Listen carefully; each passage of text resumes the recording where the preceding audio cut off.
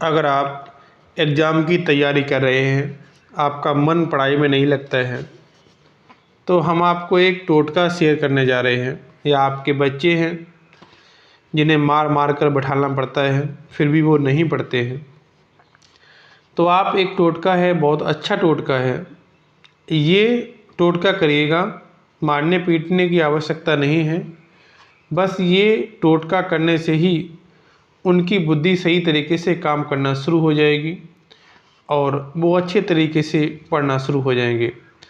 आपको उनके लिए उनको लेकर के परेशान होने की आवश्यकता नहीं है, क्योंकि बच्चे एक ऐसे होते हैं, उनको लेकर के गार्जियंस यानी कि माता पिता परेशान रहते हैं, क्योंकि मेरा बच्चा पढ़ता नहीं है, हर वक्त कुछ ना कुछ करता रहता है, खेलता रहता है, मोबाइल देखता रहता है, ऐसी समस्याएं बनी रहती हैं। तो इसमें कुछ दोष भी होता है, जैसे कि जब हम बच्चे को पढ़ाते हैं या पढ़ाने के लिए बैठालते हैं, तो बच्चे को कभी भी बेड पर नहीं बैठाना चाहिए। बेड पर या फिर सोफे पर, इन पर बैठाल करके नहीं पढ़ाना चाहिए।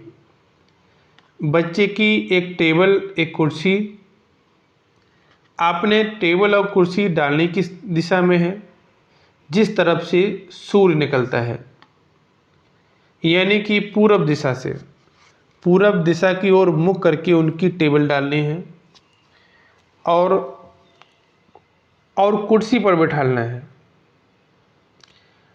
और साथ में क्या करना है, एक उपाय जो हम जिस उपाय की बात कर रहे थे, आपने 5 हरी इलायची लेने हैं। इलायची बुध का प्रतीक होता है। जब हमारा बुध अच्छा होगा तो हमारी बुद्धि भी अच्छी तरीके से काम करेगी। 5 इलायची उसी टेबल पर चांदी की कटोरी में रख करके, चांदी की कटोरी मिलती है तो अच्छी बात है, नहीं तो आप किसी भी स्टील की कटोरी में किसी में रख सकते हैं। तो चांदी की कटोरी होती है तो वो बहुत जल्दी ही काम करती है, नहीं तो कोई बात नहीं, किसी तरह की कटोरी हो उसमें आप रख कर 5 दिन तक नहीं, 5 इलायची आपने लगातार, ऐसा मत करना कि ये 5 इलायची हैं, कुछ दिन रखे रहने चाहिए। जब तक आपका बच्चा पढ़ता है, जब तक आप तैयारी करते हैं, 5 हरी इलायची उस कटोरी में उसी टेबल पर रखी रहनी चाहिए। और साथ में एक उपाय और बता दूं, मोर का पंख होता है, उसे आप अपनी उस टेबल पर लगा लें, या फिर अगर टेबल पर नहीं लगा सकते हैं तो किसी किताब में रख लें।